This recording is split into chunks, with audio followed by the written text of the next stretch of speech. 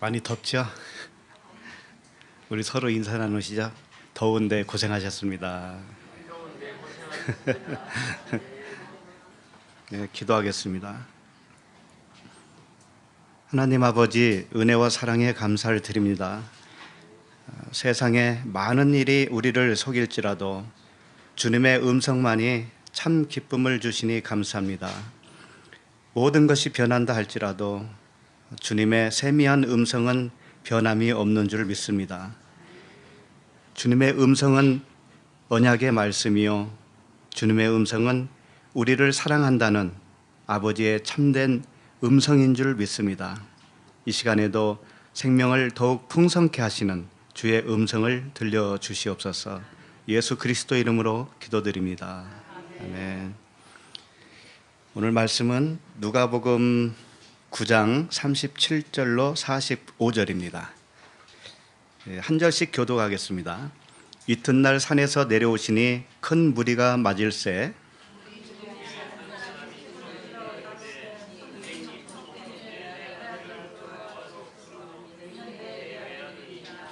귀신이 그를 잡아 갑자기 부르짖게 하고 경련을 일으켜 거품을 흘리게 하며 몹시 상하게 하고야 겨우 떠나가나이다.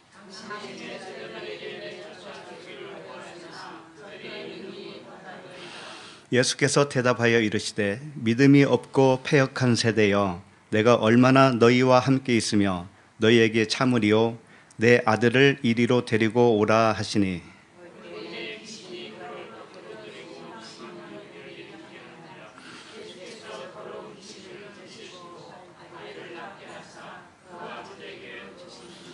사람들이 다 하나님의 위엄에 놀라니라. 그들이 다 그 행하시는 모든 일을 놀랍게 여길새 예수께서 제자들에게 이르시되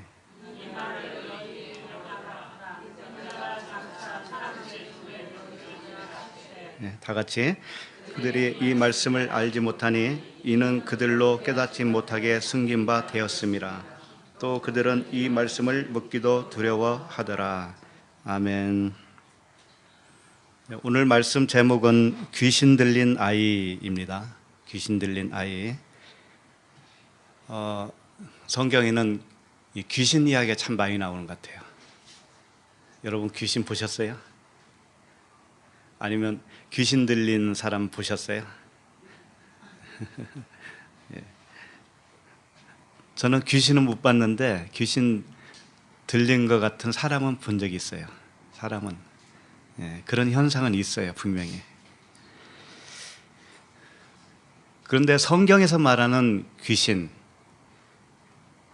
우리가 흔히 잘 알고 있다고 하는 그 귀신, 그 이야기가 성경에 많이 나오는데 성경에서는 도대체 이 귀신이 무엇이고 귀신 들렸다고 하는 의미가 무엇인가를 오늘 본문 말씀을 통해서 배우도록 하겠습니다. 물론 귀신 들렸다고 하는 사람이 본문이 여기 말고도 또 있죠. 그래서 이미 우리가 다 살펴본 적은 있지만 그래도 우리는 반복해서 나올 때는 그만큼 중요하기 때문에 말씀을 주시는 것이죠. 그래서 오늘 본문 내용을 잠깐 살펴보면 배경이 어떻게 되냐면 지난주에 우리가 살펴본 대로 예수님이 변화된 모습을 이제 우리가 봤죠. 예수님이 변화가 됐고 옷이 광채가 나도록 하얗게 변했고 얼굴도 변했습니다. 그때 모세와 엘리야가 갑자기 나타나서 무슨 말씀을 나누게 되었느냐면 예수님의 별세에 대해서 이야기를 나누게 됐습니다. 그래서 본문 내용은 무슨 내용이었는가 우리 다 이미 살펴봤죠. 예수님의 별세, 사실은 예수님이 별세를 하셔야 그 안에 있는 내용이 그 광채였지 않았습니까? 그 광채가 드러나는 것이죠. 그래서 겉에 있는 것은 죽어야 그 속에 있는 것이 그 찬란한 모습으로 드러나는 것이죠. 그게 우리도 마찬가지 아닙니까? 그런 그 변화산상에서 제자들과 함께 그런 일들이 있은 후에 이제 오늘 내려온 겁니다. 그 산에서 내려왔어요. 산에서 내려왔는데 내려오니까는 어떤 일이 발생했느냐? 어떤 아이가 귀신이 들렸는데 제자들이 그 귀신을 내쫓지 못하고 끙끙대고 있었던 그 모습이었어요. 그래서 마치 무엇과 같으냐면 모세가 시내산에 올라가서 그 율법을 받았죠. 그리고 돌판에 십계명을 새겨서 그 돌판을 들고 왔더니 산에서 내려왔더니 무슨 일이 있었어요? 이스라엘 백성들이 금송아지를 만들어 놓고 거기서 날뛰었죠. 오늘 내용이 꼭 그런 것과 비슷해요. 산에서 내려왔더니 귀신 들렸다 이거죠. 제자들은 그걸 쫓지 못하고 끙끙대고 있어요. 그래서 지난주까지 우리가 3일째, 언약의 측면으로 보면 3일째까지 된다고 그랬죠. 오늘 말씀은 이제 4일째예요. 오늘부터는 길어요. 4일째까지가. 4일째가 어디까지냐 할 것 같으면 37절이죠. 37절부터 45절까지예요. 광야에서 배우는 그런 말씀이에요. 그래서 45절까지인데 아마 다음번까지 계속 해야 될 것 같습니다.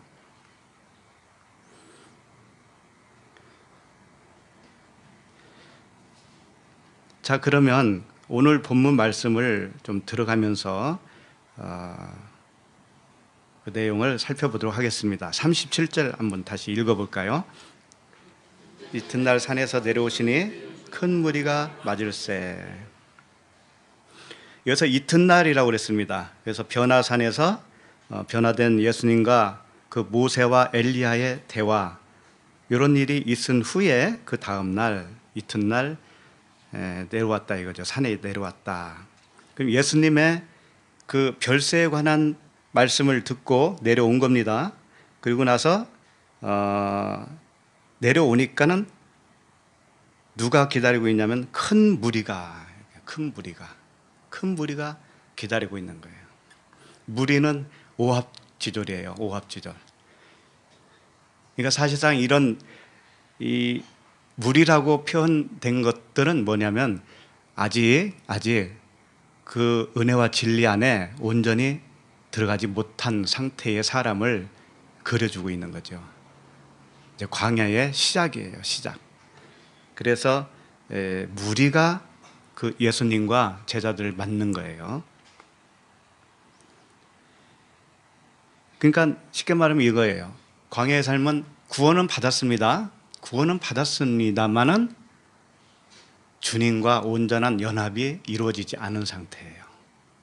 아직도 내가 주인인 상태, 그 상태가 광야의 삶이에요. 그래서 무리라고 이렇게 표현을 하는 겁니다. 그래서 이제 넷째 날 광야의 삶이 시작된다. 드디어 돌판이 이제 깨진다 이거죠. 시내산에서 돌판을 들고 왔는데 이 첫 번째 돌판이 깨져야 되는 거예요. 무엇을 의미하게 할까요? 그것이 겉의 것이 깨어져야 된다 이거죠. 겉의 것이 깨져야 돼. 근데 왜 겉의 것이 먼저 오느냐 이거죠. 먼저 오느냐. 이것을 귀신 들리는 것으로 우리에게 표현해 주고 있어요. 귀신 들리는 거로. 우리가 하나님의 말씀을 받았다면 귀신 들린 겁니다.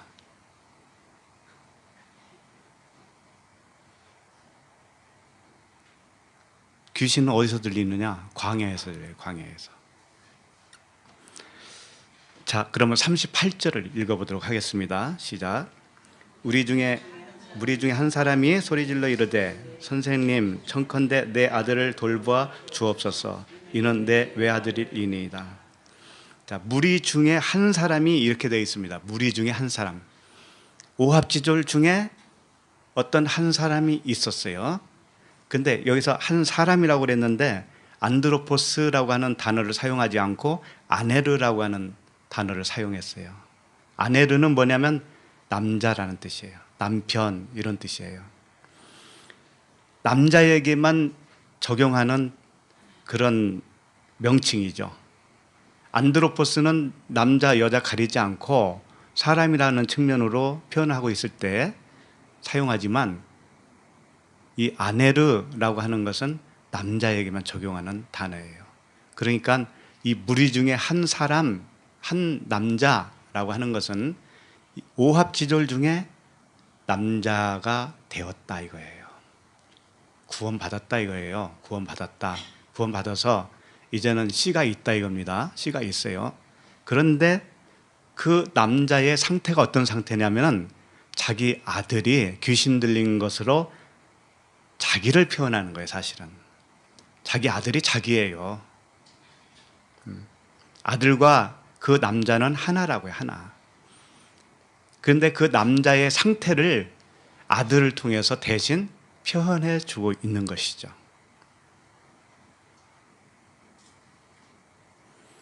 엄마가 아들을 키우고 있는데 아들이 아프면 어떻게 돼요? 엄마의 마음이 좋아요? 아파요? 엄마의 마음도 아프잖아요. 똑같다고요. 그런 이치란 말이에요. 말하자면.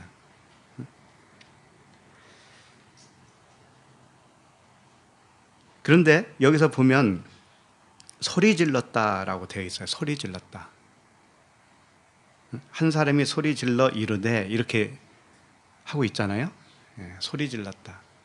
이 소리 질렀다라고 하는 명칭이 보아오라고 하는 단어예요. 보아오. 그런데 39절을 보면 부르짖게 했다라는 단어가 있죠. 부르짖다. 그러니까 소리 지르다, 부르짖다 별로 차이가 없지요. 그렇죠? 소리 지르나 부르짖으나. 그런데 단어가 달라요. 이 무리 중에 한 사람이 소리 질렀다라고 하는 단어는 보아오라고 하는 단어이고, 39절에 부르짖게 했다, 그 귀신이 부르짖게 했다라고 하는 부르짖음은 크라조라고 하는 단어예요. 그래서 이게 달라요, 단어가. 그러면 어떤 의미를 가지고 있느냐? 사실상 살펴보면 보아오나 크라조나 별 차이는 없어요. 좀 병행해서 사용을 많이 하더라고요. 그래서 이 단어는 이때만 사용했다라고 딱 꼬집어서 말하기가 참 어려워요. 그런데 오늘 본문에서만 한정 지어서 말씀을 드린다면 이런 거죠. 보아오는 나를 구원해 주세요 라고 하는 그 내면의 외침이에요. 내면의 외침. 보아오는 보소서 외치는 거예요. 예를 들면 세례 요한이 광야에 외치는 자의 소리라고 그랬죠. 광야에 외치는 자. 무엇을 외쳤을까요? 예수 그리스도에 대한 그 복음을 외쳤을 거 아닙니까? 세례 요한이. 그 복음을 외치는 거, 그게 보아오예요. 보아오. 그러니까 구원과 관계된 겁니다. 그런데 39절에서 부르짖게 했다. 그 귀신이 부르짖게 했다라고 하는 이 크라조라고 하는 단어는, 크라조라고 하는 그 뜻이 뭐냐면 까마귀가 까악 우는 소리예요. 까마귀가. 그러면 성경에서 까마귀는 무엇을 상징하고 있을까요?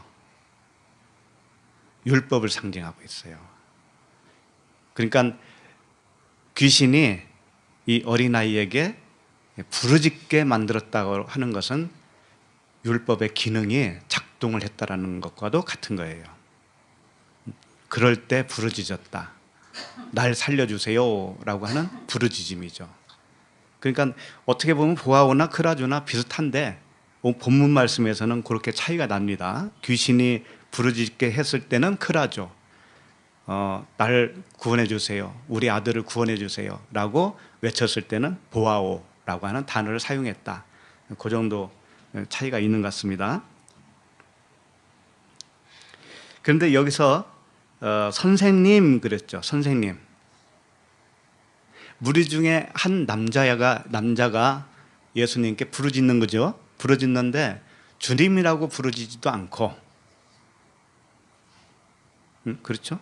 주님이라고 하지도 않고, 또는 예수 그리스도시요 이렇게 하지도 않고 뭐라고 했어요?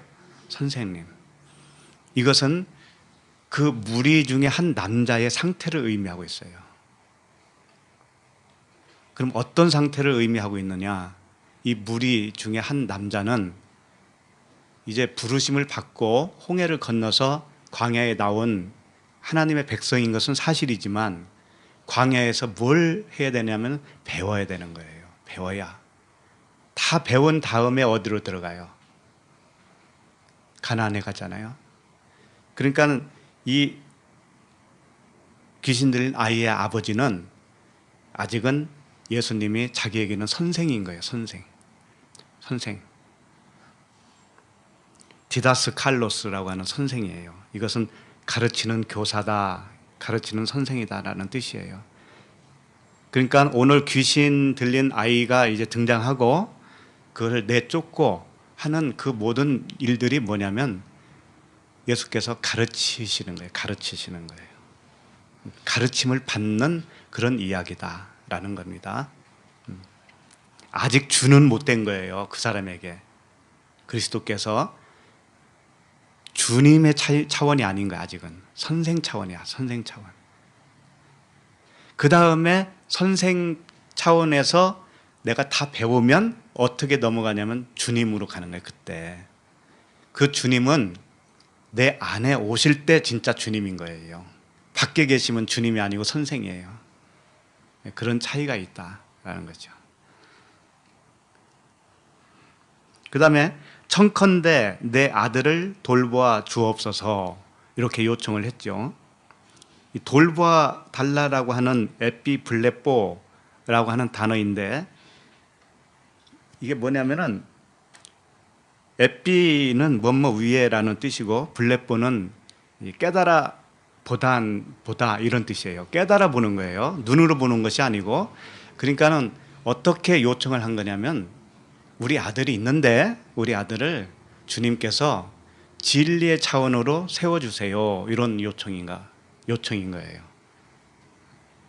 그러니까 정밀하게 검사를 해서 진리의 눈으로 보셔서 자기 아들을 은혜와 진리 안에 똑바로 세워주세요. 라고 하는 요청이었다고요. 이게 청컨대 내 아들을 돌보아 주옵소서. 돌보아 달라는 것이 뭐냐? 진짜 돌봄이 뭐냐? 진리 안으로 똑바로 세워주는 것이다. 이게 돌봄이다 라는 거예요. 그 다음에 이는 내 외아들이니이다 그랬습니다. 외아들이 뭐예요? 하나밖에 없는 아들이죠. 모노게네스라고 하는 단어인데 예수 그리스도를 뭐라고 그래요? 독생자라고 그러죠. 독생자. 이게 똑같은 단어입니다. 모노게네스, 독생자, 유일한 아들이다 이거예요. 외아들이다. 그런데 보통 사람에게는 모노게네스라고 잘 사용하지 않아요. 그래서 복음서를 통틀어 보면 요한복음에서만 모노게네스를 주님에게 사용했습니다. 예수님에게만 모노게네스, 독생자라고 하는 단어를 사용했어요.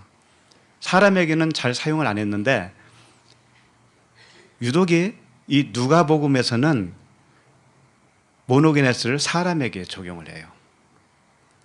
마태바가에서는 모노게네스라는 말이 잘 등장 안 합니다. 그런데 왜 누가복음에서는 사람에게도 모노게네스라고 하는 단어를 독생자를 사용했을까요? 의도성이 있다는 거예요. 의도성이. 약 한 3번 정도 나오는데 예를 들면 나인성 과부의 아들 아시죠? 예, 그 나인성 과부의 아들도 모노게네스 외아들이라고 되어 있어요. 그 다음에 회당장 야이로의 딸 이미 우리 다 살펴본 겁니다. 회당장 야이로의 딸 외딸이라고 했어요. 외딸. 이게 모노게네스 디카텔이라고 얘기했어요. 디카텔은 딸이에요. 그러니까 모노게네스 외딸 이렇게 되어 있다고요. 누가복음에서는 누가가 이 외아들, 외딸, 이 하나밖에 없는 아들, 하나밖에 없는 딸을 모노게네스라고 의도적으로 붙인 이유는 우리가 진리 안에 하나님의 백성으로 세움을 받으면 우리 자신들이 다 뭐예요? 모노게네스라는 거예요. 모노게네스. 독생자라는 거예요.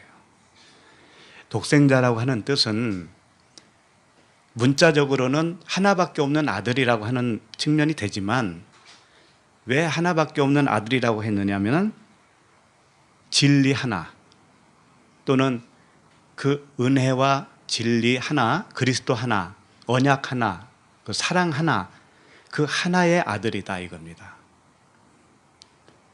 한 사람밖에 없는 아들이라는 뜻이 아니고 하나의 진리 측면으로 되어진 아들이라고 하는 거예요. 그것을 모노게네스라고 하는 거죠.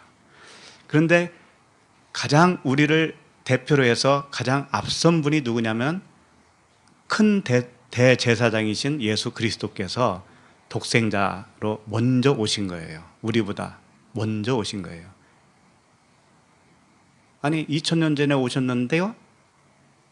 아브라함은 몇 년 전인데요. 아브라함은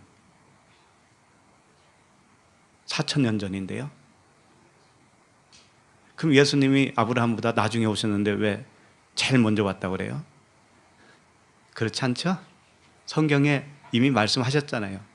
내가 아브라함이 있기 전에 태초부터 계셨다. 그분은 태초부터 진리의 아들로 계신 거예요. 그분이 제일 먼저 앞서신 분이에요. 그리고 나서 그분을 통해서 우리가 진리의 자녀로 태어난다면 우리도 그 모노게네스가 되는 겁니다. 자, 39절을 보겠습니다. 39절 시작. 귀신이 그를 잡아 갑자기 부르짖게 하고 경련을 일으켜 거품을 흘리게 하며 몹시 상하게 하고야 겨우 떠나가나이다. 자, 귀신이 그를 잡았다 이렇게 되어 있는데 여기서 귀신이라고 하는 단어가 푸뉴마예요. 푸뉴마. 이상하죠? 푸뉴마. 그러니까 정확하게 말하면 여기서 번역을 잘못한 거죠. 여기서 귀신이라고 하면 안 돼요. 그러니까 한 영이 이렇게 해야 돼요. 한 영이 그를 잡아 이렇게 해야 된다고요. 자, 성경은 참 놀랍도록 정확해요. 여기서는 푸뉴마라고 썼습니다. 그리고 나서 42절을 보시면 42절에서는 귀신 이렇게 나오죠. 그 다음에 조금 더 가면 더러운 귀신 나오죠. 42절 앞에 귀신은 다이모니온이라고 하는 단어를 사용했고요. 다이모니온. 이게 이제 귀신이에요. 다이모니온. 그 다음에 42절 그 후반절에 보면 더러운 귀신은 뭐냐면 아카타르토스 푸뉴마 이렇게 되어 있어요. 푸뉴마 아카타르토스 이렇게 되어 있다고요. 더러운 푸뉴마, 더러운 귀신, 더러운 영 이렇게 되어 있어요. 그러니까 이걸 다 합치면 앞에서 오늘 39절에 귀신이라고 되어 있는데 이 푸뉴마 영은 귀신이요 더러운 영이다 이런 뜻이에요. 영은 영인데 더러운 영이 뭐냐? 귀신이다 이런 뜻이죠. 그러면 영이 뭘까요? 영이 더러운 영, 깨끗한 영이 있는데 분명히 예수님이 이런 말씀하셨어요. 요한복음 6장 63절에 살리는 것은 영이니 육은 무익하니라. 내가 너희에게 이른 말은 영이요 생명이라 이렇게 되어 있어요. 살리는 것은 영인데 너희에게 이른 말이 영이다라고 그랬어요. 주님이 하신 말이 영이다. 그런데 주님이 이른 말이 뭐냐면 흐레마라고 되어 있어요. 흐레마. 로고스가 아니란 말이에요. 이 로고스가 아니고 레마란 말이에요. 레마가 영이다. 그럼 우리가 말씀을 들을 때 내 안에서 깨달음이 오시죠. 응? 깨달음이 그런 뜻이구나 라고 하는 그 음성이 내 안에서 일어난단 말이에요. 그것이 바로 영이란 말이죠. 그 깨닫는 마음 그것이 바로 영이다 이거예요. 그것이 영이다. 그런데 문제는 영도 두 가지가 있다. 영이 푸뉴마인데 푸뉴마 하기오스가 있고 거룩한 영, 거룩한 영. 아카도로토스 푸뉴마가 있다. 더러운 영, 깨끗한 영. 하기오스 푸뉴마가 거룩한 영이죠. 그러니까 뭐냐면 결국은 영은 뭐냐면 말이라는 거예요. 말. 내가 어떤 말을 들었느냐에 따라서 거룩한 영을 내가 소유하게 되었든지 아니면 더러운 영을 소유하게 되었든지 간에 둘 중에 하나라는 거예요.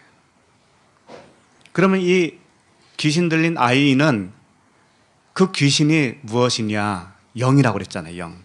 그러니까 무엇에 사로잡혔냐면 말에 사로잡힌 거예요. 결국은 말.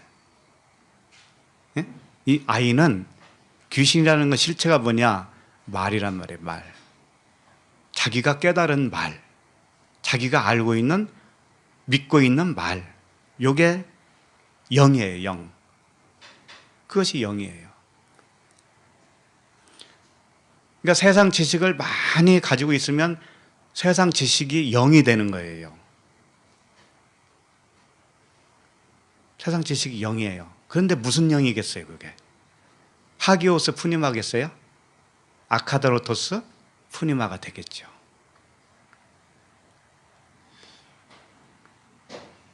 그래서 사도행전, 여기 잠깐 볼까요? 사도행전 17장 18절. 어떤 에피쿠로스와 스토아 철학자들도 바울과 쟁론할세 어떤 사람은 이르되 이 말쟁이가 무슨 말을 하고자 하느냐 하고 어떤 사람은 이르되 이방신들을 전하는 사람인가 보다 하니 이는 바울이 예수와 부활을 전하기 때문이로라. 예수와 부활을 사도 바울이 전했어요. 전했는데 그 말을 알아들었을까요? 못 알아들었을까요? 이 사람들이 못 알아들었어요. 못 알아들었기 때문에 바울이 전하는 그 복음을 이방신들을 전하는 사람인가 보다 이렇게 평을 했습니다. 근데 이방신이 뭐냐면 다이모니온 이렇게 되어 있어요. 푸니마가 아니고 이방신, 데오스가 아니고 이방신들을 전하는 사람이다. 다이모니온, 귀신을 전한다 이거죠. 귀신을. 그러면 이게 무슨 뜻이냐면 바울은 하기오스 푸니마를 전했으래요. 거룩한 영으로 전했습니다. 그런데 듣는 사람이 그것을 못 알아들으면 어떻게 되냐면 그 사람에게는 무슨 영이 될까요? 네, 다이모니온, 귀신이 되는 거예요. 더러운 영, 아카타로토스 푸니마가 돼요. 그 사람에게는. 못 알아들으면. 그래서 저 사람은 말쟁이구나 하면서 이방 귀신, 이방 다이모니온을 전하는 자구나 이렇게 평가를 한 겁니다. 그런데 이 사람들이 누구냐면은 에피쿠로스와 스토아 철학자들이라는 거예요. 에피쿠로스와 스토아 철학. 그 당시 이 쌍벽을 이루는 철학자, 철학 학파예요. 에피쿠로스와 스토아는. 에피쿠로스는 뭐냐면 이 두 스토아 철학과 이 두 철학 학파는 뭐냐면 철학을 통해서 행복을 추구하자 이런 거예요. 말하자면 지금도 그렇잖아요. 많은 사람들이 철학을 하는 이유는 뭐예요? 철학을 통해서 행복을 찾아보자 그거거든요.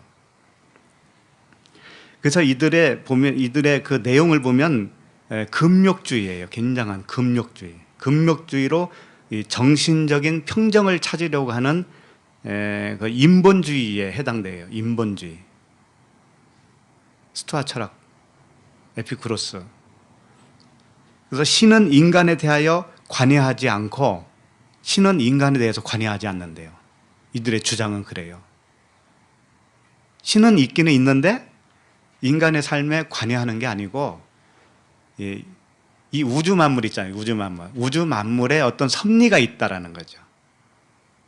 우주 만물에 보이지 않는 분자와 원자가 있고 그것들이 우리를 인생을 좌우한다 이거죠. 그래서 운명에 맡기고 그 섭리대로 그냥 흘러가면 된다. 그렇지만 이 금욕주의예요. 이들은. 왜 그러냐면은 뭐라 그럴까요? 굉장한 그 인간 윤리 도덕 이것들을 잘 지켜야 그 우주에서 우리들을 보호해 준다. 우주가 보호해 준다. 이런 식이에요. 말하자면. 스토아라고 하는 그 철학은 제논이라고 하는 사람이 시작을 했다고 그래요. 근데 왜 스토아라고 그랬냐면 스토아라고 하는 뜻이 뭐냐면 이 주랑이라고 하는데 앞에는 기둥이 있고 뒤에는 벽이 있는 그런 그 광장 있죠, 광장. 큰 건물. 그런 데서 이 설파를 한 거예요, 설파를. 그때는 오디오가 없었을 거 아니에요. 그러니까 뒤에 벽이 딱 있어야 소리가 앞으로 잘 나갈 거 아니에요. 그 앞에는 기둥, 뒤에는 벽. 그래서 스토아라고 하는 이름을 지었다고 그래요. 거기서 인간관, 윤리관, 이성주의, 금욕주의 이런 것들을 설파를 하는 겁니다. 그런 것들이 다 무엇이냐? 그것을 듣고 배우잖아요, 사람들이. 그리고 그 가르침에 따라서 살고 있잖아요. 그게 뭐냐? 각 귀신이에요, 귀신. 그게 다이모니온이라고, 그게. 그런 것들이. 오늘날도 기독교와 다른 종교들을 짬뽕해요, 짬뽕. 그래서 우주 만물 뭐 이런 이야기를 자꾸 하는 이유가 뭐냐면 굉장히 넓어 보이잖아요. 그런 말을 하면. 이게 다 철학에서 온 거예요, 철학에서. 성경 말씀은 딱 한 절로 끝나버려요. 예수 그리스도와 십자가예요. 그거밖에 없어요. 그래서 바울의 복음을 알아듣지 못하면 그 자체가 자기가 귀신인 거예요, 자기가.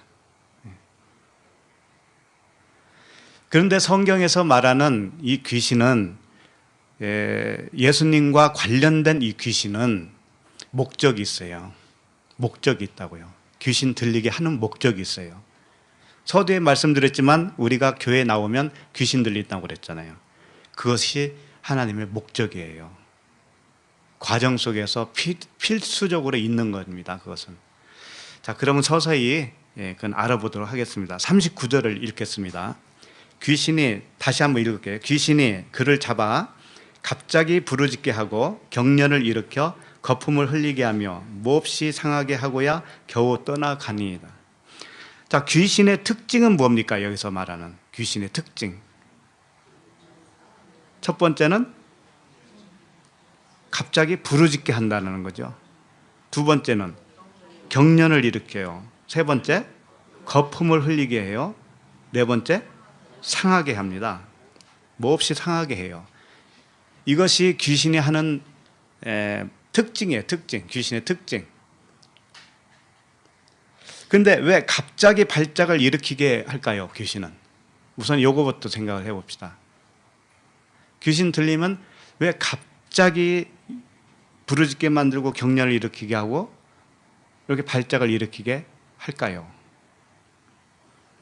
평소에는 아무 문제가 없어요. 평소에는 아무 문제가 없어 보입니다. 우리 사람들 이렇게 보면. 그런데 왜 갑자기일까요? 갑자기.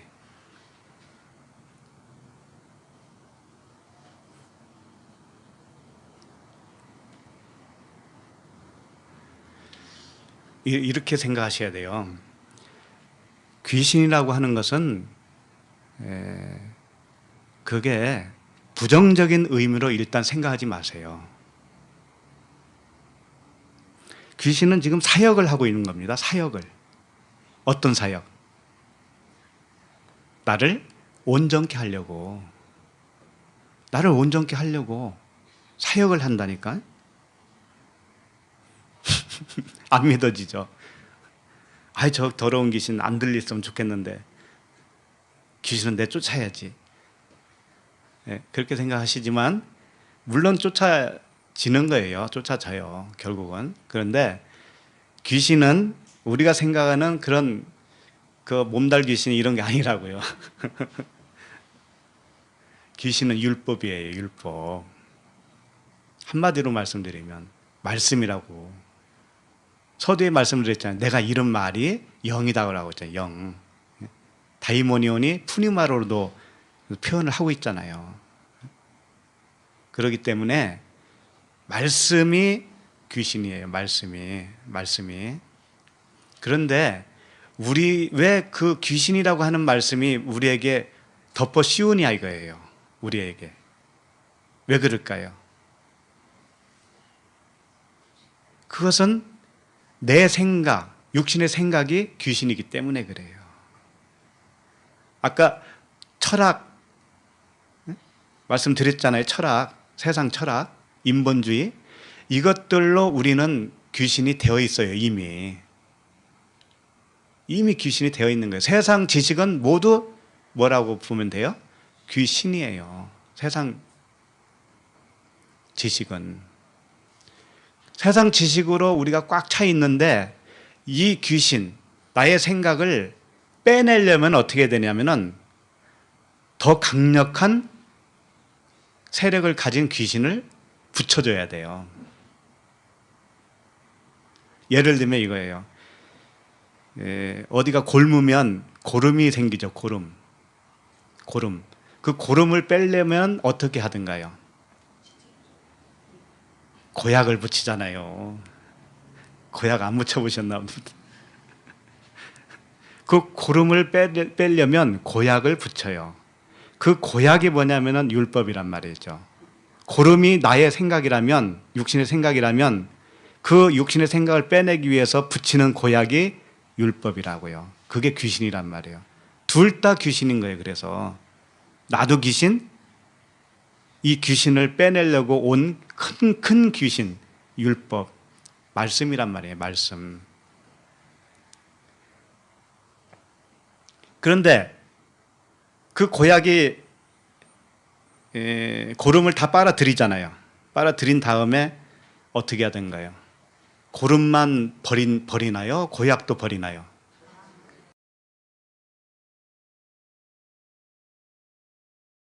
다 같이 버리잖아요. 고름만 버리고 씻어내고 다시 고약을 다시 쓰든가요?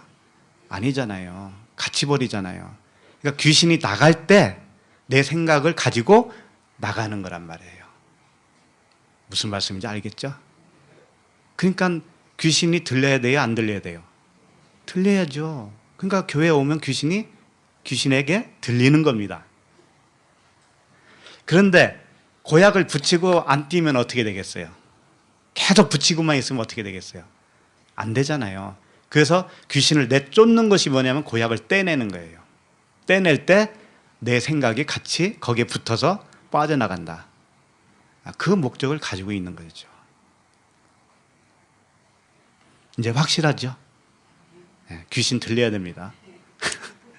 들려야 합니다가 아니고 들리기 쉽지 않아도 들려요.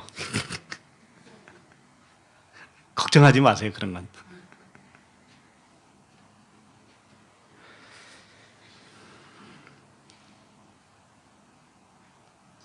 자, 그러면 귀신이 하는 일이 네 가지가 여기서 나왔는데 부르짖게 합니다.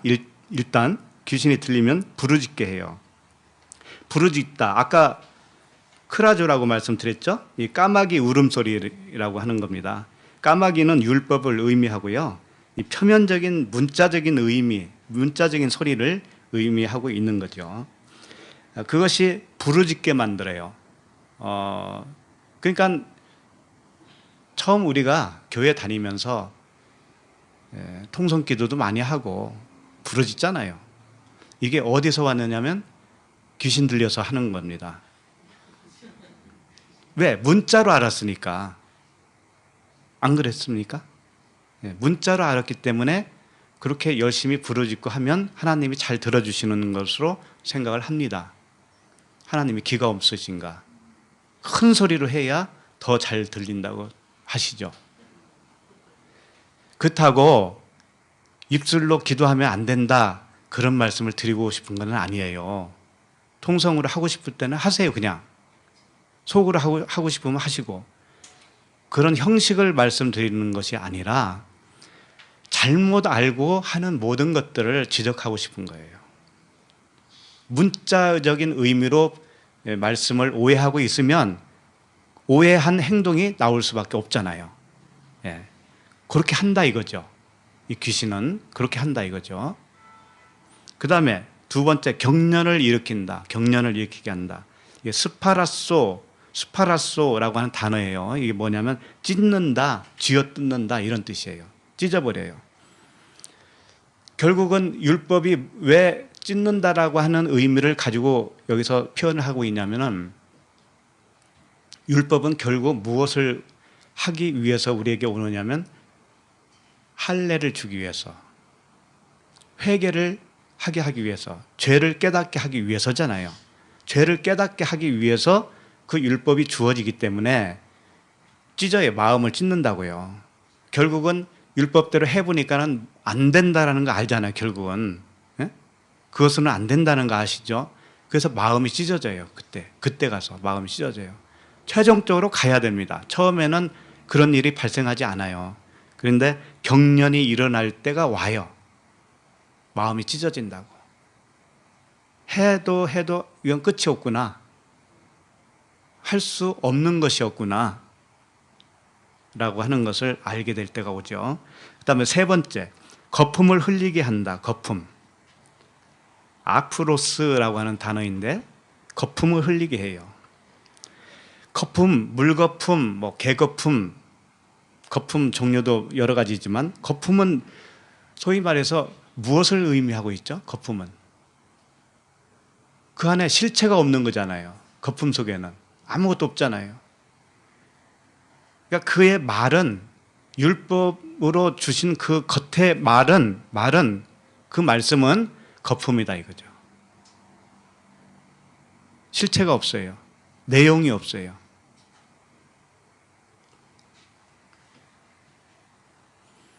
그러니까 오해된 말씀을 붙들고 있으면 그게 거품이에요.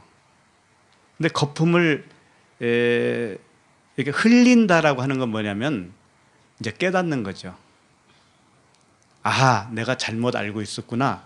이게 이제 흘리는 거예요. 거품을 흘려보내는 거예요. 응? 그 거품 흘려야 돼요? 말아야 돼요? 흘려야죠. 네. 흘려내야죠. 그 다음에 몹시 상하게 한다. 신트리보라고 하는 단어입니다. 이게 함께 문지르다 이런 단어예요. 직역을 하게 되면 함께 문질러. 귀신하고 나하고 함께 문지르면 어떻게 될까요? 상하게 될 거 아닙니까? 상하게. 그럴 거 아닙니까?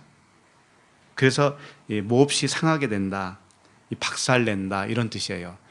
그래서 하나님의 말씀인데 이 문자의 말씀으로 우리에게 다가오잖아요. 그러면 나라고 하는 육신의 생각이 있어요. 그 생각과 함께 문지른다고 서로.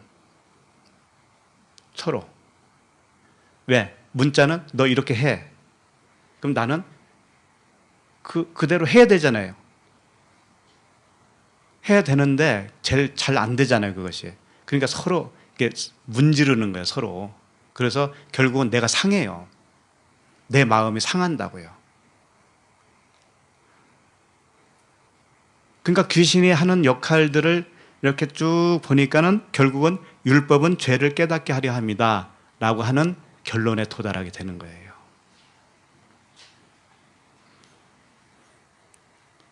그런데 계속 놔두면 안 되죠. 율법 아래에 우리가 계속 있으면 율법으로 죄는 깨달았지만 거기서 어떻게 헤어나와야 되는데 안 되잖아요. 그러니까 누가 오셔야 돼요? 주님이 오셔야 되잖아요. 주님이. 거기서 우리를 꺼내주려면은. 그래서 예수님에게 그 귀신 들린 아들을 데리고 가는 거예요. 자, 40절 읽겠습니다. 시작. 당신의 죄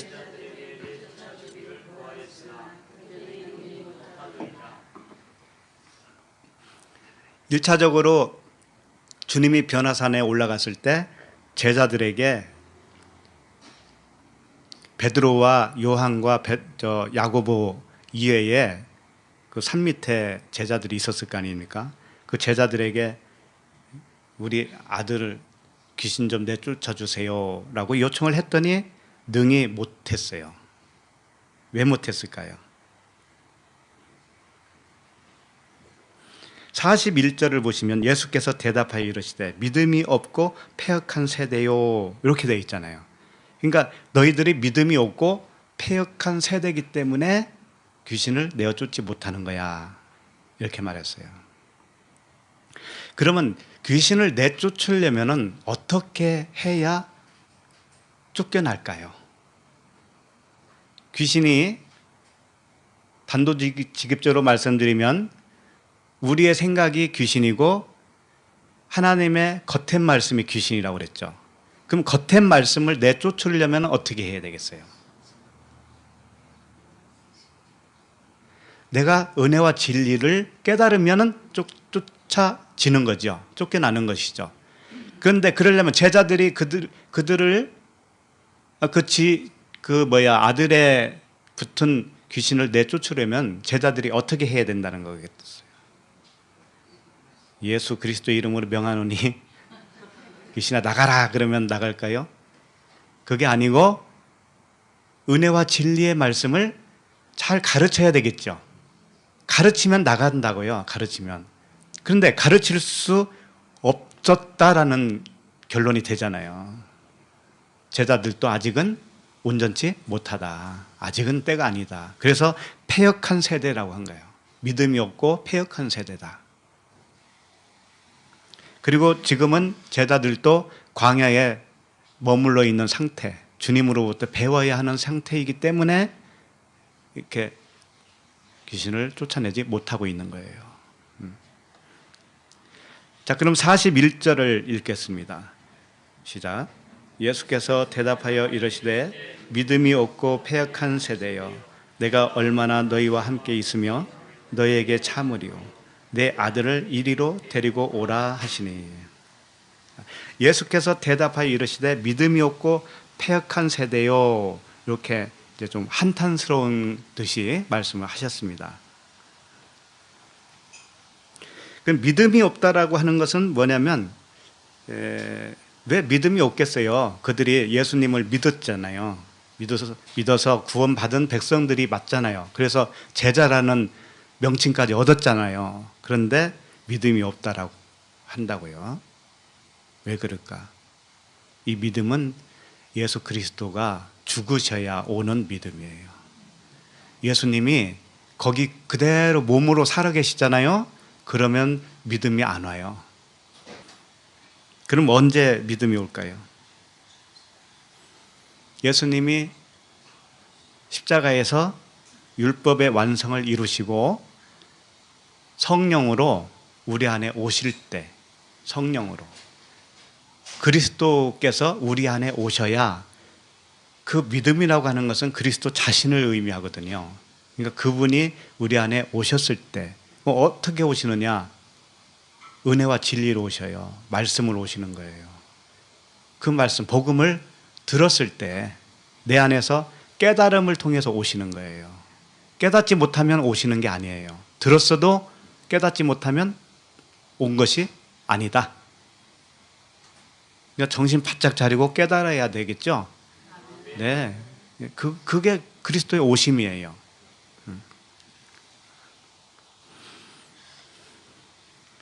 그 패역한 세대라고 그랬는데, 패역이라고 하는 건 뭐냐면 디아스트레포라고 하는 단어인데 왜곡되다 그런 거예요. 왜곡되었다. 이게 잘못 해석되었다 이런 뜻입니다. 잘못 해석되었다. 말씀을 잘못 해석되어서 내가 그 말씀을 가지고 있을 때 이게 패역한 세대라는 거예요. 패역했다고 그러니까 뭐 교회도 안 다니고 나가서 강도짓하고 나쁜 일만 저지르고 다니는 그런 세대를 말씀하시는 것이 아니라, 하나님을 잘 믿는다고 믿고 철석같이 그 말씀을 외우고 성경을 읽고 하는데 오해된 말씀으로 가지고 있는 거예요. 해석이 잘못된 거예요. 그 안에서 자기 안에서 해석이 잘못돼서 오해된 채로 그 말씀을 가지고 있어요. 문자대로 가지고 있어요. 그것이 뭔가 하면 패역한 세대다. 그래서 패역은 이 무엇에 대하여, 디아 스트레포라고 그랬잖아요. 디아가 뭐냐면 무엇에 대하여 이런 뜻이에요. 그 무엇에 대하여 등을 돌리고 있다, 그런 뜻이에요. 등을 돌리고 있어요. 그러니까 복음에 대해서 등을 돌리고 있는 것이 뭐냐면 표면으로 알고 있는 상태, 문자적으로만 이해하고 있는 상태가 무엇이냐? 등을 돌리고 있다. 패역한 것이다. 그것이 패역이에요. 그리고 나서 주님이 뭐라고 하셨냐면 내가 얼마나 너희와 함께 있으며 너희에게 참으리요 내 아들을 이리로 데리고 오라 하시니, 이렇게 내가 얼마나 너희와 함께 있으며 너희에게 참으리요, 그러니까 어떻게 들리십니까?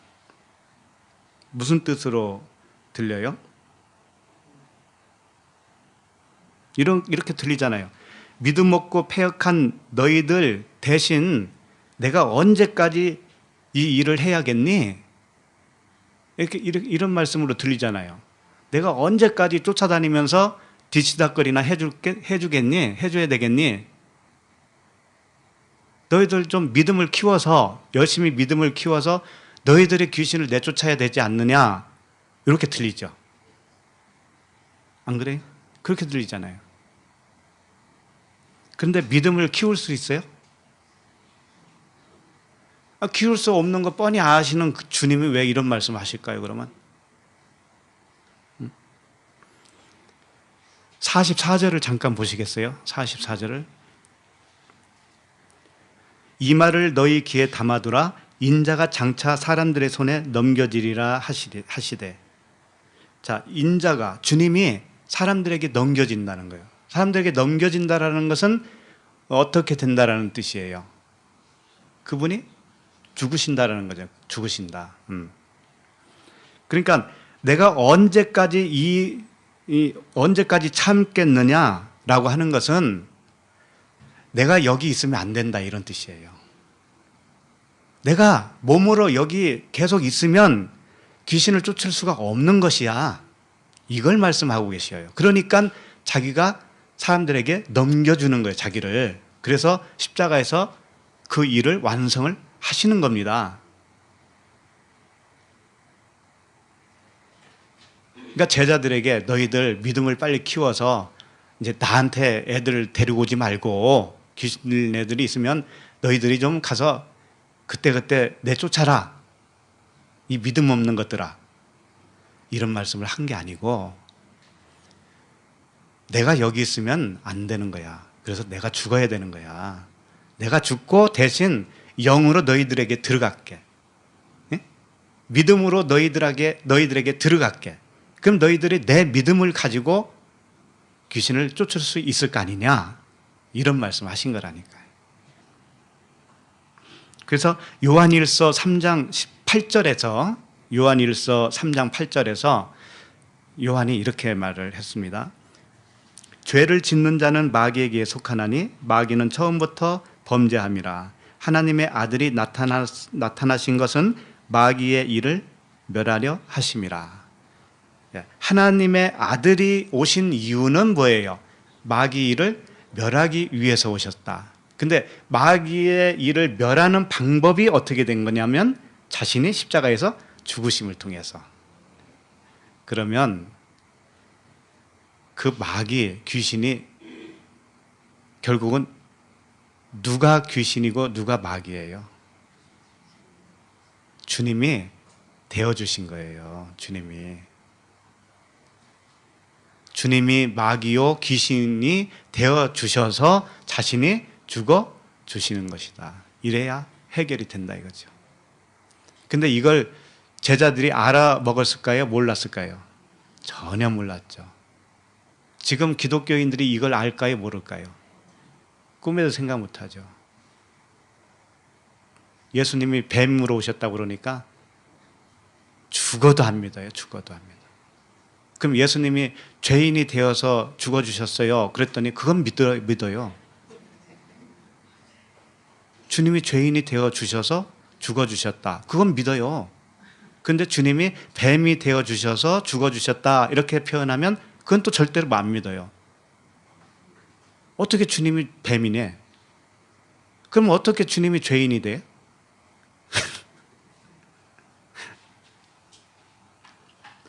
근데 지금 세대뿐만이 아니고요. 이 말씀 속에서 그게 나타난다니까요. 한번 보자고요. 42절을 읽겠습니다. 시작. 이때에 귀신이 그를 거꾸로 뜨리고 심한 격렬을 일으키게 하는지라. 예수께서 더러운 귀신을 꾸짖으시고 아이를 낫게 하사 그 아버지에게 도로 주시니. 자, 어린 아이를 예수님에게 데려오는데 그 아이가 올 때에 그랬어요. 올 때에 귀신이 그를 거꾸로 뜨린다고 그랬죠. 예수 그리스도 앞으로 간다라고 하는 것은 뭐냐면 진리 앞으로 가는 겁니다. 진리 앞으로 가는 거예요. 진리 앞으로 가면 갈수록 율법이 복음으로 변하는 겁니다. 그러면 어린아이는 처음에는 귀신, 그 율법이 자기를 장악했는데 결국 귀신이 떠나가게 된다라는 거죠. 예수님 앞으로 오면 떠나간다는 건 뭐냐면 그 안에서 복음으로 바뀐다라는 의미예요. 그 아이 측면에서는 아이 안에서 복음으로 바뀌어요. 그것을 어떻게 표현했느냐? 거꾸로 틀었다라고. 거꾸로 틀었다. 생각을 해보세요. 사람을 정말 이렇게 거꾸로 틀리고 그랬을까요? 근데 이런 단어를 쓰는 이유가 다 있단 말이에요. 진리란 말이에요. 이게. 거꾸로 틀리면 뭐예요? 처음에는 율법으로 있다가 이걸 다시 뒤집었다라는 거잖아요. 복음으로. 응? 율법으로 있다가 뒤집은 거예요. 복음으로. 그래서 거꾸로 틀었다. 흐레그님이라고 하는 단어이거든요. 거꾸로 틀었다. 이것은 깨뜨리다, 파괴하다 이런 뜻인데 마치 돌판을 깨뜨린 것과 같은 거예요. 율법의 돌판을. 첫 번째 돌판을 모세가 던져서 깨뜨렸잖아요. 그런 의미의 단어다. 그러니까 율법과 복음이 이제는 이렇게 바뀌어진 거예요. 거꾸로 이렇게 바뀌어진 거예요. 예수님이 앞으로 오니까 그런 일이 이제 최종적으로 발생을 한 거죠. 그 다음에 심한 경련을 일으키게 하는지라 그랬습니다. 심한 경련이 일으킨다고 하는 것은 그 속에서 막 빠져나가는 거죠. 잘못된 것들이 빠져나가면서 흔들리는 거예요. 심하게 흔들리는 거예요. 근데 여기서 보면 예수께서 더러운 귀신, 이 아카다로토스 푸뉴마예요. 더러운 귀신을 꾸짖으시고 이렇게 되어 있죠. 꾸짖다.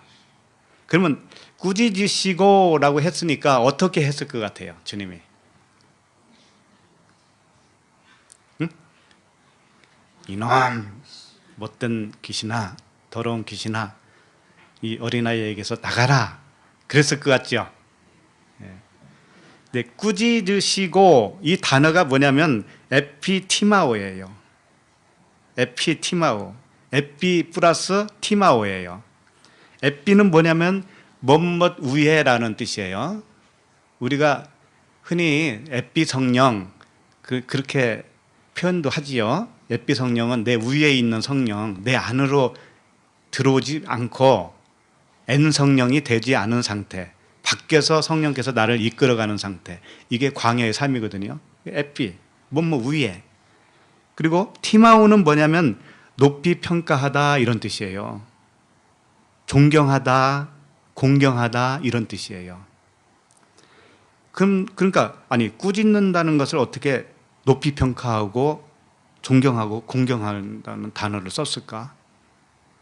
말이 안 되죠. 꾸짖는다.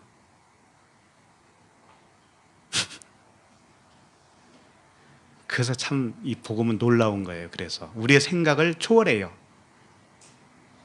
에피티마오라고 하는 것은 쉽게 말하면 너 잘했다 이런 뜻이에요. 네가 하는 거 내가 높이 평가해 이런 뜻이라고요. 네가 한 거 이제는 다 그만해도 돼, 이런 뜻이란 말이에요. 이제 됐으니 그만해라, 이런 뜻이라고요. 이 더러운 귀신아, 네가 한 일 있지? 그거 내가 높이 평가해.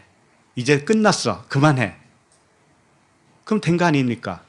이게 꾸짖었다, 이렇게 표현한 거라니까요.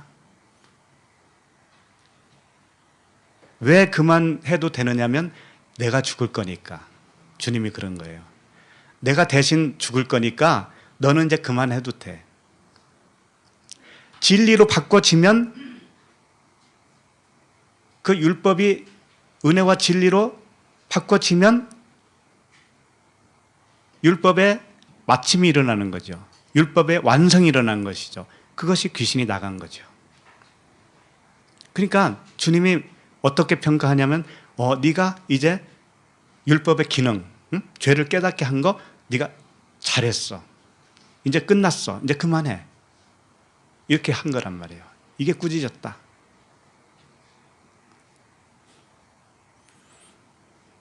그러니까 우리 서로에게 꾸짖어야 돼요.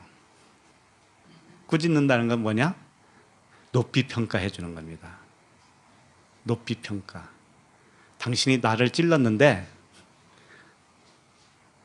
당신이 나를 찌른 덕분에 내가 발각됐어요.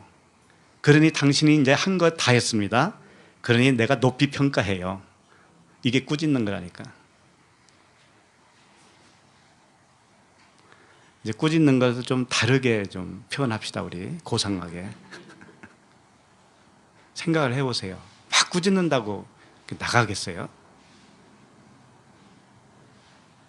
더 성질만 돋구지.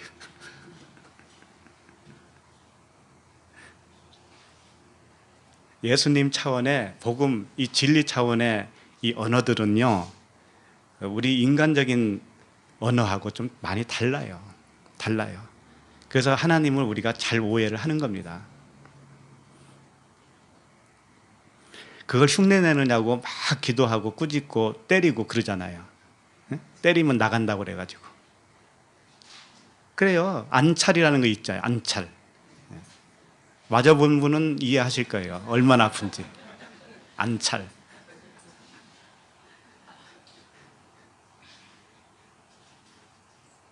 자,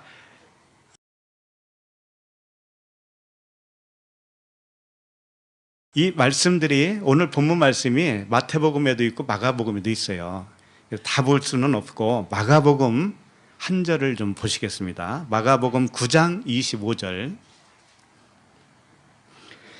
마가복음 9장 25절에 보면 읽어볼까요? 시작. 예수께서 무리가 달려와 모이는 것을 보시고 그 더러운 귀신을 꾸짖어 이르시되 말 못하고 못 듣는 귀신아 내가 내게 명하노니 그 아이에게서 나오고 다시 들어가지 말라 하시며. 네. 여기서 보면 이상한 내용이 발견돼요. 뭐냐면 예수께서 무리가 달려와 모이는 것을 보시고, 요거예요. 요 말씀이에요. 무리가 달려와 모이는 것을 보시고 그 더러운 귀신을 꾸짖어 이르시되, 이렇게 되어 있어요. 이 상황이 어떤 상황이냐면 무리가 처음에 이미 있었어요. 예수님이 산에서 내려오셨을 때 무리가 맞이했다고 그랬잖아요. 예? 많은 무리가 예수님을 맞이했다고 그랬습니다. 그럼 무리가 이미 있죠. 그런데 그 귀신들이 아이를 데려갔을 때 귀신을 내쫓기 바로 직전에 예수님이 무엇을 보고 계시냐면은 무리가 또 달려오는 걸 보는 거예요. 또한 무리가 이렇게 달려오고 있어요. 달려오는 걸 보고 귀신을 내쫓았어요. 왜 이런 일들이 여기에 기록이 될까요?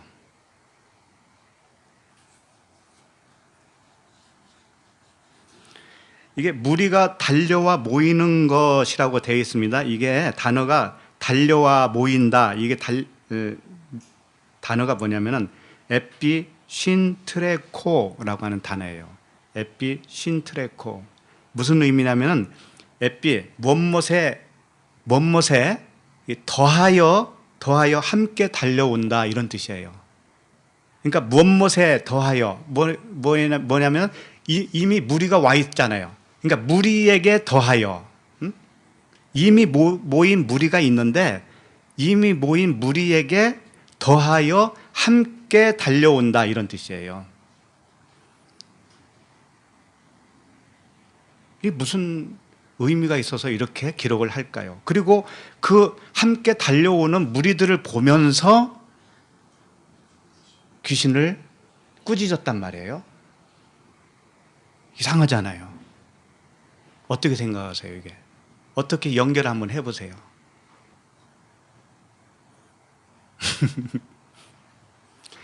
무리는 오합지졸이라고 그랬잖아요. 무리. 예수님을 온전하게 진리로 알아보지 못하는 상태, 그리스도를 은혜와 진리로 알아보지 못한 상태. 그것이 뭐냐면 육신의 생각이에요. 육신의 생각. 근데 육신의 생각이 무리라고 표현을 한 거라면 또 한 무리가 달려와요. 또 한 무리가 달려오는 그 무리는 뭐겠습니까? 이미 설명을 다 드렸거든요. 율법이라고 그랬잖아요. 하나님의 말씀. 내 육신의 생각을 빼내기 위해서 하나님의 말씀을 우리에게 더한다고 그랬잖아요. 그러니까 율법은 가입했다라는 표현들을 하는 거예요. 가입했다. 중간에 가입했다. 율법이 어디서 주어졌습니까? 시내산에서 주어졌잖아요. 시내산. 그런데 시내산에서 율법을 주기 이전에도 율법이 있었다. 애굽 자체가 율법이거든요. 모세 자체가 율법이거든요. 그러니까 이 육신의 생각 자체가 율법이에요. 그게 무리라고 표현했을 때 또 한 무리가 달려온다라는 것은 율법이 나에게 더 씌워지는 거예요. 씌워지는 거예요. 그러면 오늘 사건과 어떻게 이게 매치가 되느냐면 어린아이가 있었죠. 어린아이가 우리라면 육신의 생각이라면 거기에 귀신이 들렸죠. 그 귀신이 들린 것이 뭐예요? 무리가 달려온 것과 같은 이치란 말이에요. 그것을 이렇게 이중적으로 가르치고 계시다니까 얼마나 친절하신지. 무리가 있는데 또 한 무리가 달려오는 것이 뭔지 알아? 어린아이가 있는데 귀신이 씌운 거하고 똑같은 거야. 네가 육신의 생각으로 살고 있는데 거기에 율법을 더한 것이 같은 이치로 표현한 것이야. 그런 거란 말이죠. 자, 그런데 계속 보시면 예수께서 무리가 달려와 모이는 것을 보시고 이제 꾸짖는 것이죠. 꾸짖어 이러시되 말 못하고 못 듣는 귀신아, 이렇게 되어 있어요. 여기서는 누가복음에서는 이런 말씀이 생략되어 있는데 마가복음에서는 말 못하고 못 듣는 귀신아 그랬어요.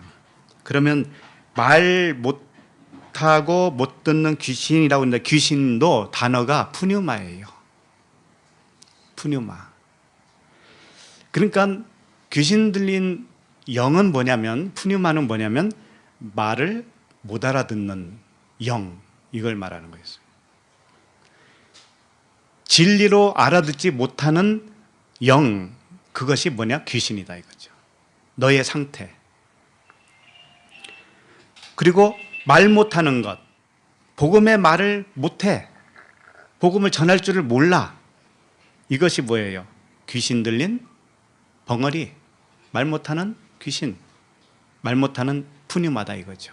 말 못하는 영. 그러니까 넌 말귀를 들어야 말을 할 수 있습니다. 말을 못하는 것은 못 들었기 때문에 말을 못하는 거예요. 벙어리가. 이 귀가 안 들렸기 때문에, 말을 들은 적이 없기 때문에 자기 말을 못하는 거예요. 근데 들으면 말을 하게 돼요. 들으면. 그래서 다른 것이 아니에요. 이 귀신이라는 것은. 내가 귀신이었고 이 귀신을, 나라고 하는 육신의 생각을 고치기 위해서 귀신의 모습으로 오셔서 그분이 귀신의 모습으로 오시는 거예요. 진짜 귀신이라는 것이 아니에요. 그 모습으로 오셔서 나와 하나가 되어서 죽어주시는 거예요. 십자가에서 죽어주시는 거예요. 그 일이 우리 안에서 일어나는 겁니다. 우리 안에서 각자가 같이 죽는 거예요. 그 율법과 나의 생각이 하나가 되어서 쌍소멸이 되어지는 거예요. 이게 십자가의 죽음이죠. 그리고 내가 네게 명하노니 그랬습니다. 예수님이 꾸짖으시면서 뭐라고 했냐면 내가 네게 명한다 이렇게 돼 있죠. 명한다. 이 명한다라고 하는 뜻이 뭐냐면 에피타소라고 하는 단어인데 정렬시킨다, 배열시킨다, 정리한다 이런 뜻을 가지고 있어요. 내가 너에게 명한다. 명한다라고 하는 것도 우리가 그냥 글자 그대로 안수하면서 내가 너에게 명하노니 귀신아 떠나가라. 이게 명령이라고 생각하지 마세요. 그렇게 해서 떠나가는 것이 아니고 그것은 그렇게 한다고 해도 떠나는 현상이 보인다고 해도 그건 현상일 뿐이에요. 그 사람에게 내용이 있어야 될 거 아닙니까? 내용이 주어져야 잘못된 내용이 도망갈 거 아닙니까? 그래서 명한다라고 하는 단어도 다 뜻을 여기다가 포함시켜 놓은 거예요. 어떻게 포함시키느냐? 정렬시킨다, 배열시킨다, 순서 있게 정렬되도록 명령하는 거예요. 순서 있게. 네 안에 지금 순서가 없어. 네 안에 은혜와 진리로 이 진리 복음이 없어. 너 안에. 네가 알고 있는 정보 있었지. 네가 알고 있는 말씀이 있었지. 이것이 다시 정리가 돼야 돼. 다시 재배열. 순서 있게 배치. 이렇게 되는 것이 뭐냐면 귀신이 나가는 것과 같은 이치예요. 그러니까는 그 아이에게서 나왔다. 이제 그 다음에 그렇게 표현을 하고 있죠. 그 아이에게서 나오고, 나오는 것은 뭐냐면 아이가 그리스도의 말씀을 듣고 깨달았다. 그런 뜻입니다. 명령은 뭐냐면 순서대로 배열시키는 거였잖아요. 그 명령대로 순서대로 배열시키는 그 말씀대로 그 아이에게 있어서 깨닫게 되었다. 깨달아져서 순서가 되어졌다. 순서 있게 배열이 잘 되어졌다. 은혜와 진리를 깨달았다. 그런 뜻이에요. 그런데 끝에 가서 뭐라 하면 다시 들어가지 말라 하심에 그랬죠. 다시 들어갈 수도 있기 때문에 이 말씀을 하시는 거예요. 율법은 내 속에서 그 율법의 말씀을 들으면 다시 들어와서 나에게서 또 오해된 말씀으로 또 붙들 수 있기 때문에 그래요. 그래서 말씀을 어떤 말씀을 듣느냐가 그만큼 중요하다. 잘못 들으면 금방 오염돼요. 경험 좀 한번 해보세요. 그런 거. 어디 심심할 때 저 기도원 아무 데나 한번 가보세요. 아니면 아무 교회도 괜찮아요. 가서 설교 하루만 듣고 와보세요. 하루만 듣고 와보시라고. 그럼 어떻게 변하나 자기가.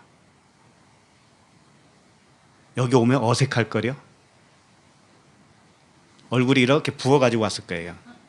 내가 저기 가서 들었더니 뭐 이렇게도 얘기하고 저렇게도 얘기하던데 뭘 이래가면서 뭐 이것만 뭐 진리고 저것만 복음인가? 이래가면서 벌써 사람이 달라져요. 한번 들어보시라니까. 금방 태도가 다릅니다. 금방 변해요. 금방.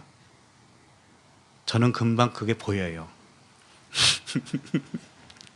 왜? 그런데 안 가기 때문에. 다시 들어갈 수 있어요. 얼마나 사람이 약한데요. 자, 43절을 읽겠습니다. 누가복음. 시작. 사람들이 다 하나님의 위엄에 놀라니라. 그들이 다 그 행하시는 모든 일을 놀랍게 여길세. 예수께서 제자들에게 이르시되. 자, 말씀을 선포하신 분은 예수 그리스도시죠. 예수님이셔요. 그런데 그 안에서 행하심은 누가 하느냐면 하나님이 하셔요. 데오스, 하나님이. 그래서 하나님의 위엄에 논란이라 그러죠. 예수님의 위엄에 놀랍다라고 하지 않잖아요. 그렇죠? 하나님의 위엄에 놀랍다 이렇게 표현을 하죠. 예. 말씀은 우리가 선포도 할 수 있고 가르칠 수도 있습니다. 그러나 우리 각자 안에서 역사하시는 분은 누구예요? 하나님이셔요. 그래서 하나님의 위엄에 놀라는 겁니다. 사람에게 있지가 않아요. 아무리 명설교가가 설교를 잘한다고 한들 그것을 듣는 사람에게 변화가 일어나려면 그 안에서 역사하시는 하나님의 은혜가 없으면 안 된다라는 거예요. 그래서 행하심이라고 되어 있는데 이게 포이에오예요. 포이에오. 창조라는 거예요. 창조. 하나님이 그 안에서 창조하신 것을 보면서 놀란 거죠. 놀란 거예요. 자, 44절을 읽겠습니다. 이 말을 너희 귀에 담아두라. 인자가 장차 사람들의 손에 넘겨지리라 하시되. 자, 귀신을 다 내쫓고 나서 하시는 말씀이 뭐냐면 자기의 죽음을 여기서 말씀을 하고 계신다니까요. 그렇다면 왜 이런 말씀 뒤에 자기가 죽어야 된다라고 하는 말씀을 덧붙일까요? 왜 이 사건 뒤에 그 말씀을 하실까요? 무슨 연관이 있길래? 이미 설명드렸지만 주님은 그 율법으로 오셨거든요. 그 귀신으로 오신 거예요. 되어주시는 거예요. 자기가 되어주셔서 내가 죽어줄 거야. 그래야 너희들이 낫는 거야. 이것을 표현해주고 있기 때문에 그래요. 근데 이 말을 너희 귀에 담아두라 이거죠. 내가 죽어야 되는데 사람들에게 넘겨서 내가 죽을 거야. 이 말씀을 너희 귀에 담아두어 이런 거죠. 근데 이 말을 할 때는 노고스예요. 여기서는 노고스. 이 말을 로고스를 너희 귀에 담아두라 이렇게 돼 있어요. 담아두라고 하는 단어가 티데미인데요. 티데미는 뭐냐면 이 기초를 놓는 걸 말하는 거예요. 어디다가 이렇게 놓는 것, 기초를 놓고 두는 것, 그리고 배치하는 것, 배열하는 것 이런 뜻이에요. 떡상을 이렇게 배열을 해놓죠. 성전을 보면 여러 가지가 있잖아요. 물두멍도 있고 촛대도 있고 떡상도 있죠. 이런 것들이 배열을 해놨죠. 이런 것들이 가르쳐주는 의미가 있을 거 아닙니까? 자, 그런 의미로 내가 하는 말을 일단 너는 담아두어. 그런데 담아두기는 해도 이해를 할까요? 모를까요? 처음에는 이해를 못하는 거예요. 이해를 못하니까 일단 담아두어 그러는 거야. 아직은 잘 모르지만 기억해두라. 그리고 나서 주님이 요한복음 14장 26절에서 어떤 말씀을 하셨냐면 이런 말씀하셨어요. 요한복음 14장 26절에 보혜사 곧 아버지께서 내 이름으로 보내실 성령 그가 너희에게 모든 것을 가르치시고 내가 너희에게 말한 모든 것을 생각나게 하리라. 일단 귀에 담아두라라고 하는 의미는 아직은 너희들이 내가 하는 말을 다 이해 못할 거야. 그렇지만 보혜사 성령을 보낼 때가 있단다. 내가 십자가에서 죽고 성령으로 부활하면 그리스도로 부활하면 너희들에게 그 성령 보혜사가 갈 건데 그때는 너희들이 그 귀에 담아둔 거 있죠. 로고스로 담아둔 거 그것이 생각나게 될 거야. 생각난다라는 것은 기억이 난다라는 의미보다는 그 진의를 알게 될 거야. 그런 뜻이에요. 그러니까 이렇게 배열해 놨는데 이게 뜻이 무엇인지를 잘 몰랐는데 나중에 성령께서 조명해 주시니까 이게 이런 뜻이었네 라고 깨닫게 될 거야. 진짜 의미를 알게 될 거야. 그런 뜻이에요. 그때까지 기다려. 그러는 거죠. 그러니까 주님이 오신 이유는 마귀의 일을 멸하려고 오셨다라고 했잖아요. 그러니까 주님이 십자가에서 죽으심은 뭐냐면 자기가 마귀가 되어서 죽어주시는 거라니까요. 자신이 율법의 돌이 되어서 깨어지는 것이죠. 율법의 조문을 자기가 육체로 찢어주시는 거예요. 그래서 거기 안에 우리가 갇혀 있다가 나올 수 있는 것이죠. 그렇지 않으면 우리가 귀신 들린 채로 괴로움을 당하면서 살 거 아닙니까? 율법 아래에서 문자대로 행하면서 살 거 아닙니까? 그죠? 그 얼마나 괴로운 거예요. 거기서 해방시켜주기 위해서 주님이 죽어주셨다.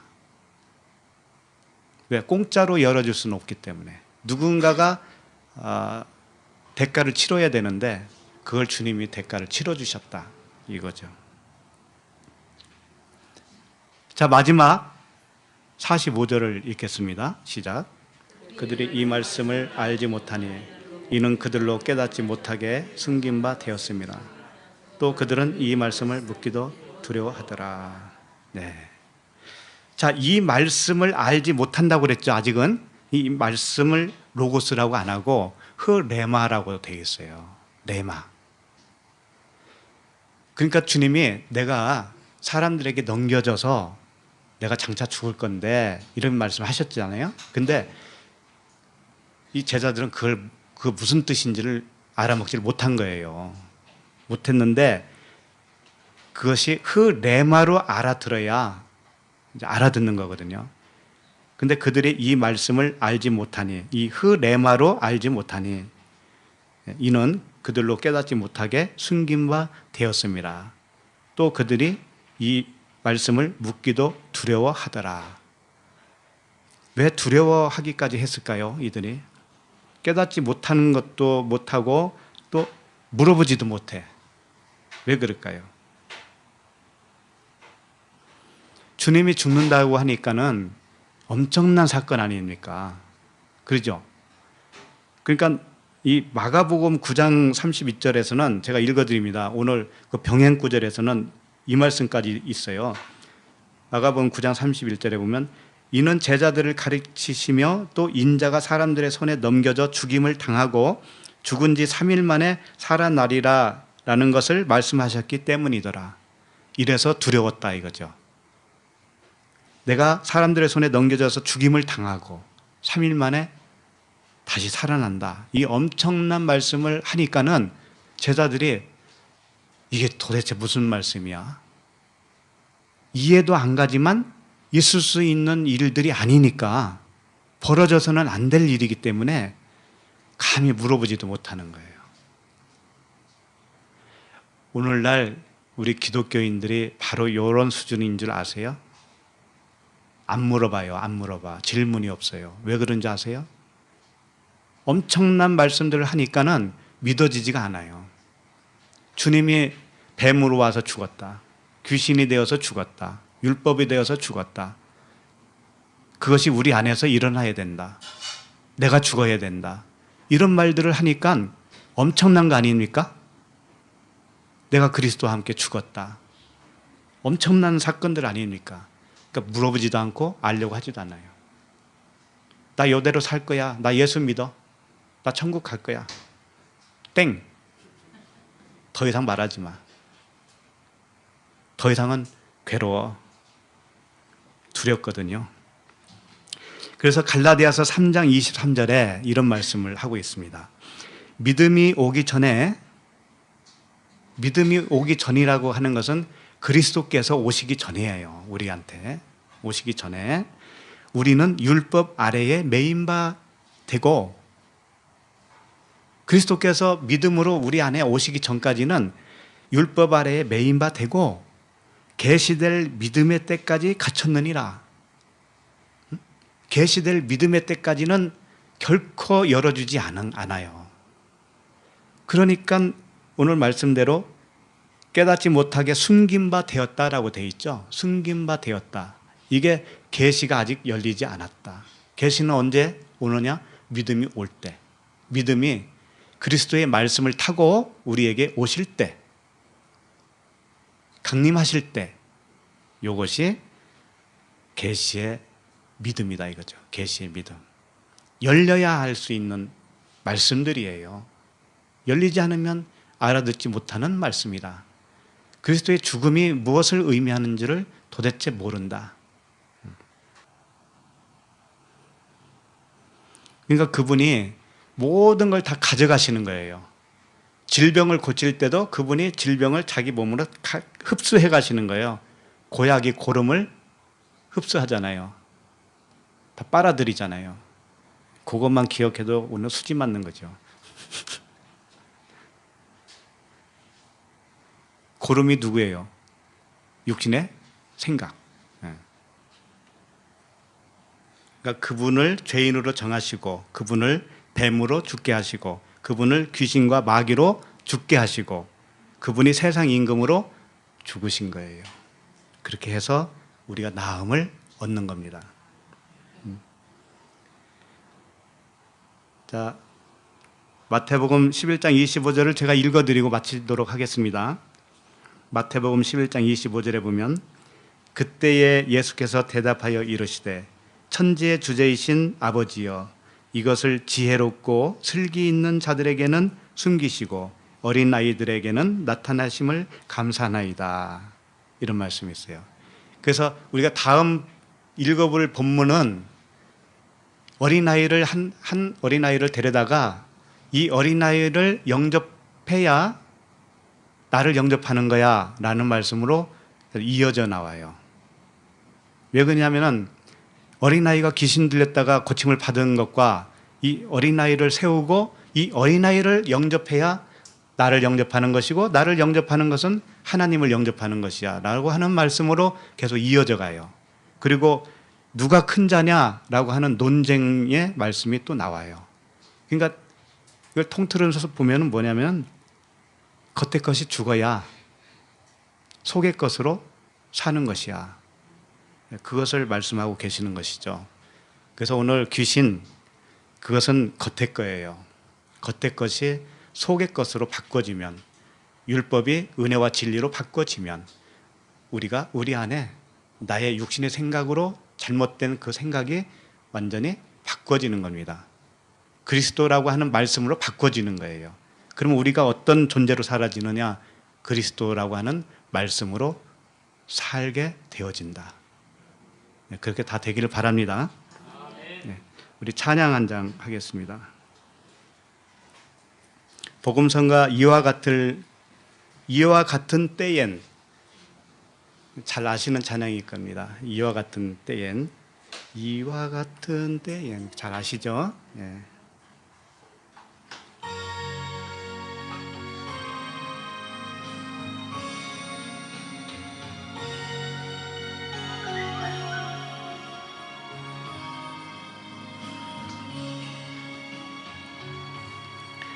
이와 같은 때엔 난 노래하네,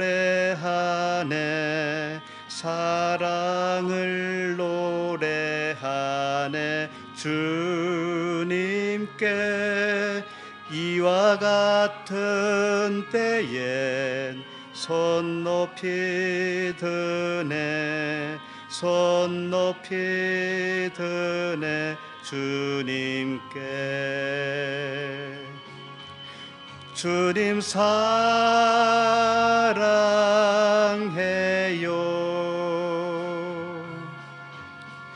사랑해요,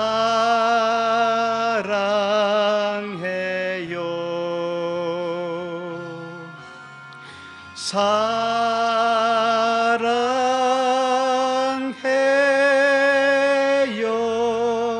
주님 사랑해요, 주님 사랑해요, 주님 사랑해요,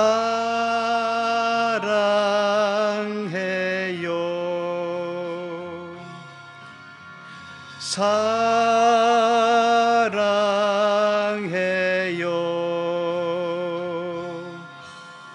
사랑해요,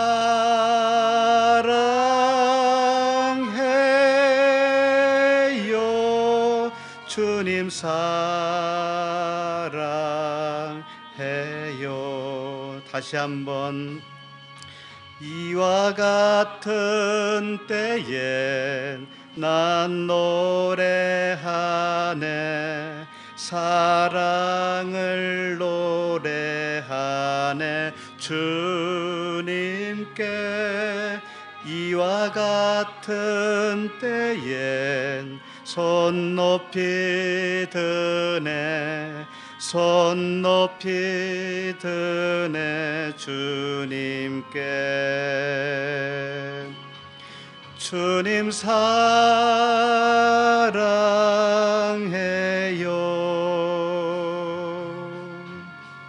사랑해요.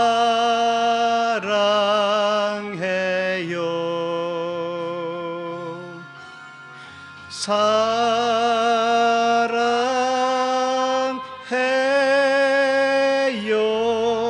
주님 사랑해요.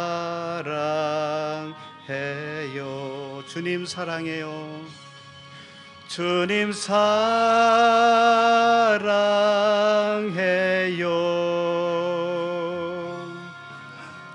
사랑해요.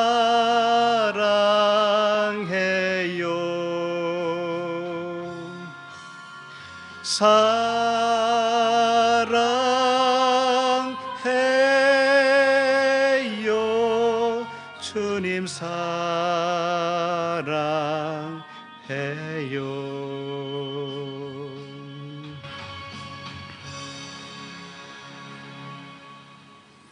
네, 기도하겠습니다. 하나님 아버지, 은혜와 사랑을 감사합니다. 오늘도 우리 귀한 주님의 자녀들 한자리에 모여서 이렇게 말씀의 떡을 떼었습니다. 어느 아버지의 아이에게 들렸던 귀신을 내쫓아내는 이 말씀을 통하여 다시 한번 은혜와 진리의 그리스도의 말씀을 듣고 깨닫게 하시니 감사합니다. 이것을 슬기롭고 지혜로운 자들에게는 숨기시고 어린 아이들에게는 나타내심을 감사나이다. 나의 생각, 나의 율법적인 사고방식이 온전히 쫓겨나게 하시고 더 이상 나의 의로움과 고집으로 살지 않게 하시고 그리스도의 말씀으로만 사라지게 하여 주시옵소서. 예수 그리스도의 이름으로 기도드립니다. 아멘.